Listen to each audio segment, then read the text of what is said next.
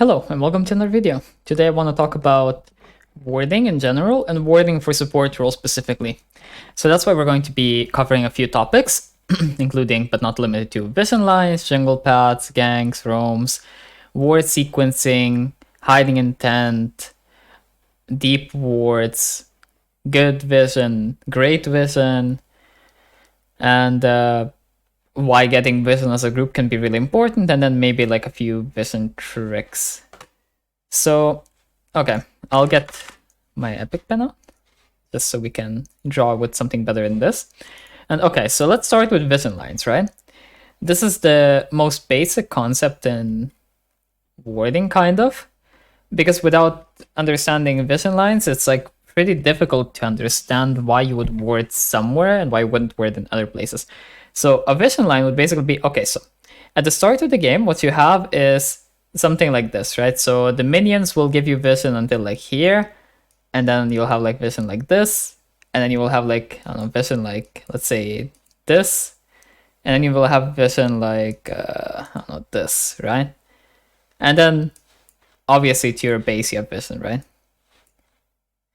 So you have like some kind of vision like this, but then you can connect these pathways with wards, right? And it's basically like filling in an area. So if we ward, say, here and then here, then we made a line like this, and this is basically safe because no one can really get past these lines unless they go like over this, but we can see that, right? We can see if the champions can do that. So assuming that the enemy champions cannot do that, and the same thing applies here, right? We can just make a new line, and we can just make an area of the map pretty safe. So that's like a really good thing there.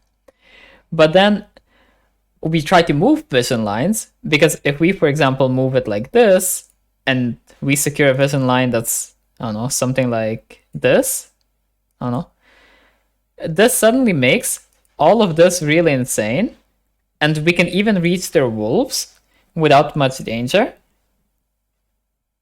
And it's not too difficult for us to just like place a pink like here and here or something and have like this. And this is a very dominant map state for us, because when the map looks like this, then enemy only really gets to play in this little part of the map, and see how they feel really constrained when this happens. This also happens with like the lanes, right? So you could get something like this, right? You could get like this kind of vision. We've all been in these positions where we're in the base and we're just stuck like this, and we have zero vision. And this is basically why we need to think about vision in terms of lines, because you want to make some kind of a box that the enemy cannot escape, right? So if they walk into the bot side jungle, for example, something like, I don't know, this would be a sort of a box, right? Because they're kind of boxed in and they can only play like this without being seen, right? So that's really disgusting for the enemy. So you think of vision in terms of lines, and then you ask yourself, okay, so what do I really want to prevent at each stage of the game, right? So during the early game, the most important things are jungle paths, ganks, roams, and lane vision, right? Or like combat vision or whatever. So that's why you will find supports often contesting these types of wards. Because if you ward something like this, and you sweep the enemy's ward like this, then you get a big advantage from vision in terms of combat vision, right? So this is the first thing. It's like you have the combat vision. Then the second thing is people will ward like here, or people will ward like here, or people will ward like here as bot laners, right? And try to secure this, so they don't get level 2, level 3 ganked, whatever it might be, right? And these wards are the anti-gank wards, right? So these are the anti-gank wards. Why did I write another one? The fuck? And then the third type of wards that we have are the wards that try to find the enemy jungle path. These can also be anti-gank, but these are more proactive. But these also can have less value sometimes. So let's think of a scouting word, right? A common word people do is something like this. But this doesn't tell you exactly what the enemy does, right? Because if the enemy does something like this, then they walk like this, okay, you know their bot side, but you don't know exactly what they do. Do they go to our jungle? Do they go gank? Do they go like this to mid? Do they, I don't know, base and go top? You don't know, right? So these wards all have a different purpose, and the question is, how do you think you will win the game? That's what you really need to think about early game. What will mess you up the most, and what will mess up the enemy the most? And that's why it's really important to understand the dynamics of all the champions if you want to understand the early wards, especially in terms of your own matchup and the jungle matchup. So if you have a strong jungler against a weak one, revealing the enemy jungle path might be insane. If you have a weak jungler against a strong jungler, it might also be pretty useful. But if both junglers are really useless, say that you have like Evelyn and Fiddle, they're both full clearing, it's pretty useless to show their jungle path, right? I mean, it's not that useless, but it's not very useful. And then you have sequences of wards, right? What I want to talk about with this is how if I place one ward, then it makes it much easier for my teammates to, first of all, place another good ward that plays off my ward, and second of all, to keep placing decent wards after it, which will prevent stuff from happening. So for example, if I ward here, and we know that the enemy jungler did something like this, right? And then he went like here somewhere, right? This is the complete early game scenario. If my mid laner now wards like this, and my top laner wards like this, the enemy jungler is not happy. That guy cannot do anything. That guy just needs to clear, and then he needs to try stuff bot side. But the issue is that either he will completely base and just rage gank bot lane, but this is going to be really obvious, or he's going to actually be normal and just clear his camps and then base because he can't do anything, or maybe do scuttle and then base, whatever. Doesn't really make a difference, and then go bot lane somehow. But the issue for him is that then, okay, because we got a ward here, and then we got vision here, and we know that he didn't do anything, we know exactly what he's doing. And because we know exactly what he's doing, bam, bam, can't play the game again. Bam, bam, can't play the game again. And the enemy jungler can never play the game. So this is why they're sort of like combo moves in fighting games, where once you land one, you stagger the enemy, they can't move, and then you just unleash your whole combo and the enemy just wants to die. Okay, so after that, we can talk about how you can hide intent with wards, right? So there's obviously the denial of vision, but there's also like thinking, okay, so how do I want to play stuff like control wards? How do I want to use sweepers? And how do I want to place my own wards to make sure that the enemy doesn't see what we're trying to do? So these wards, for example, the intent hiding idea behind them is that you now know that if the enemy has walked up and there can be a ward there, so you can sweep your mid lane and they won't know where you're moving, and so on. So there's stuff like that. But then there's also, for example, pink wards. So when you're doing Dragon or Baron, placing a pink on either side of these, placing a pink in these locations can deny the enemy from entering rivers. So entering here, or entering here, or entering here, or entering here. It's really hard denial compared to something like a pink here, or a pink here, or I don't know. Like even a pink here or pink here has less value because this traps against everyone. First of all, they can't really know what's going on here. And second of all, if they place wards like this, or they place wards like this, or they place wards like this, or I don't know, like this, they pretty much always get shown, the ones that will actually show off the pit. So you can hide your intent to some extent with both pink wards and regular wards and sweepers. But also this is why we will also oftentimes place pink wards in just the middle of the lane after we're pushing. We will, for example, place a ward here and then place a pink here, and then the enemy can't know where we're going, but we will always know where they're going. Because if you look at the map in League of Legends, the way it works is that these points are really central, because from here, there's a connection to here, to like here, to here, here, you could end up being in this location from all of these, from this. Like all of this is connected. Anywhere that you walk from here, you can end up being there. And this makes it really awkward for people to play the game, because from any one of these locations, if you want to pass over to the other side, these entrances are very nice to have. These as well. If you have to walk only like this, like now this whole side of the map, like all of this is like non-functional, all of this like feels non-functional. So now the only way to get to mid lane, for example, is this, and then like this, and then this.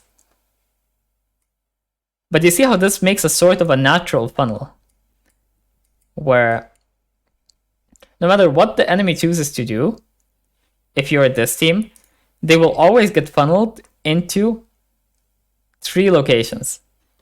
And the point is, you don't have only one ward, you have multiple wards. So what happens now if there's a ward here, and then let's say that there is a ward, I don't know, here. These aren't even that deep wards, and see how this forms a natural vision line that we talked about before. But then look, now we can't enter through here, okay. I mean, we can maybe like hug like this if the ward isn't in the complete corner. Or if we have like a dash or something, we can like maybe get like this. Okay, let's say that we can somehow. Let's say that this is like an option, something like this. Okay, and then what else? I don't know, like have to dash over this. But if we don't assume dashes are in our repertoire, then I don't know, something like this. That's horrifyingly bad, right?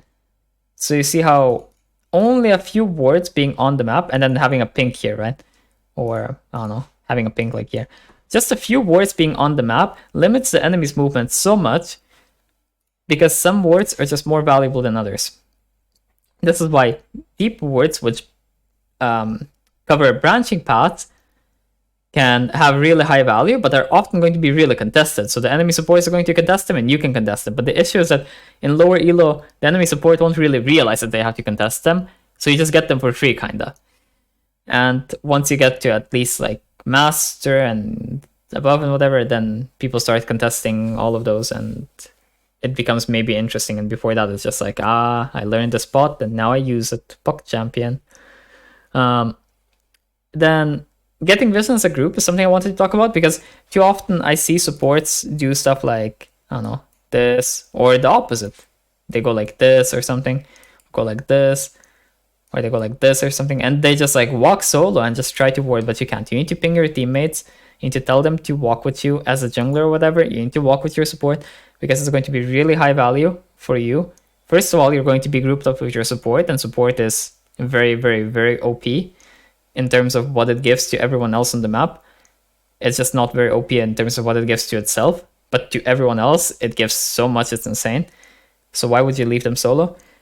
And as a support, you get to have someone to protect you, right? So it's just good for both. Then I'll talk about some vision tricks. So mainly here, I'll just talk about the wards that people can learn, because I think that going over all of the individual vision tricks, for example, there's if you have attack move on in bushes, you can see if the bush is warded or something. And then there's like interactions with, for example, Aatrox taking his sword out if he can see you or some shit like that.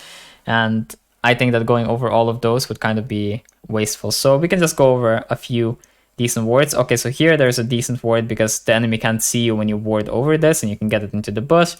You can get this over the bush. You can get this over to the bush. I'm quite sure that you can get this. I'm like 99% sure you can get this.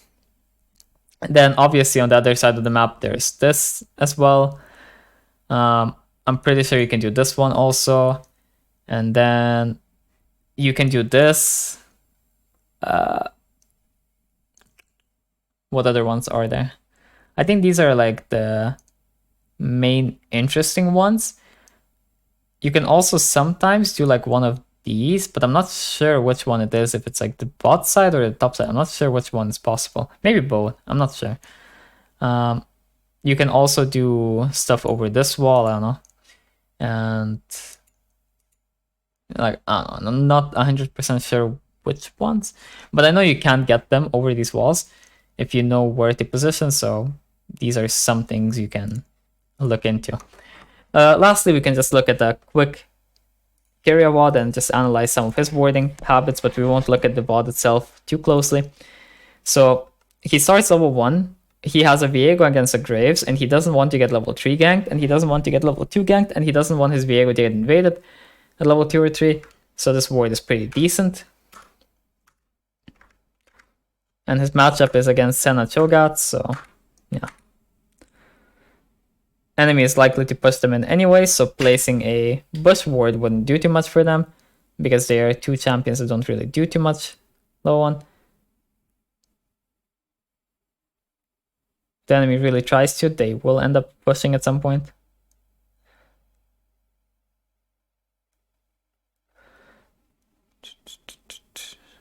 I mean, level 1 they can contest it because they have Brand W and Azerius range as well, but the issue is that like level 2 I think is just pretty hard to contest.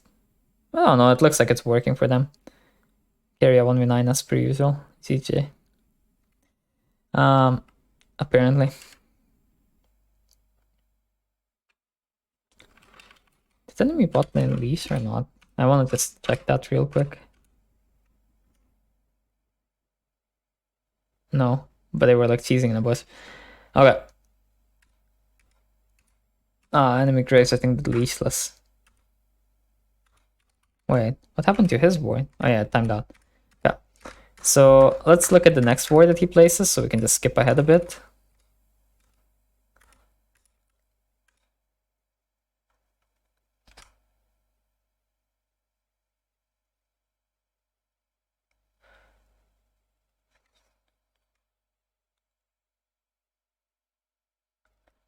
And then, great. Again, he gets vision on enemy jungle. I mean, I guess since he plays in like complete high elo Korea, then he can actually get prio in this lane, but I'll be honest with you, you're not gonna get prio in this lane if you play in EU or NA. And not like top of channel. But yeah. He tries to ward enemy jungle again, right? Then let's see his next ward, right? So a pink ward. River control. Try. So slowly we're developing a sort of a line here. But at the moment we just don't have that many wards. But now he gets a support item, so now it can be more interesting, right? So how would you use these wards? Is the question. So he has a pink ward in the river. Holy fuck, he's mentally ill. He has a pink ward in the river, so he's not too afraid of invading enemy jungle. And getting vision on enemy jungle is always just going to be really good, because both of the junglers like to skirmish.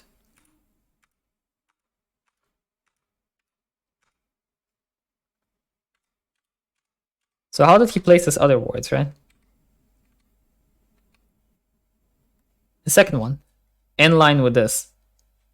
It's forming like a sort of a natural line where he's like pushing it deeper. And see, this is basically the pattern I talked about on the map, where you sort of form a line, and now the enemy can't play in the bot side jungle.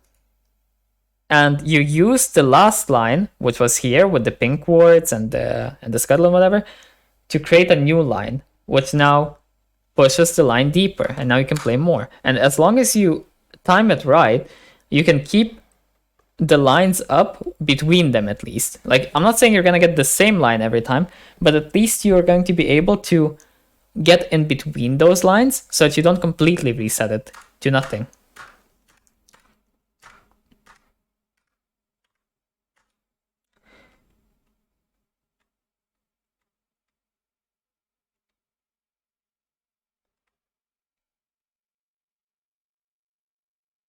Wait, enemy Cho'Gath has Doran's ring. Maybe that's why they got prio. That guy's playing full AP Cho'Gath. I thought he was playing like fucking tank, and then he takes 0 damage from enemy, and he can just use HP and just push anyway. Weird. It's not even playing Resolve. Weird. But then like now we didn't keep up a new vision line, right? Because if you don't replace the vision line in time, the enemy, I mean, the enemy in this case just clears it, but if you don't replace it in time, then the map goes dark anyway, and then you need to risk again to get a new vision line, right? But then now he's sort of making a new one, so this, this, and this. So this is like a sort of a vision triangle for now. And as he keeps working on it, at some point it becomes better. But obviously the enemy is contesting it because it's not low elo. But then again, he has a pink ward, so he wants to play off this pink ward because it's where he is the safest. He wants to play off pink ward and teammates, right? So stay safe and see what happens. Right now he needs to like do something, so okay. He failed his combo. Monkas. And then he will try to establish a new vision line. So right now he has like this sort of a triangle. And the enemy will try to contest that. But in your games, people won't contest it as much.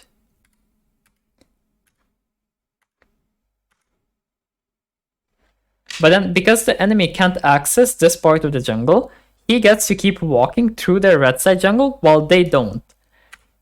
And that's really oppressive, because the enemy will lose a few seconds of tempo every single time on every single play. But when he goes topside, now it's scary, right? If the enemies are alive, obviously.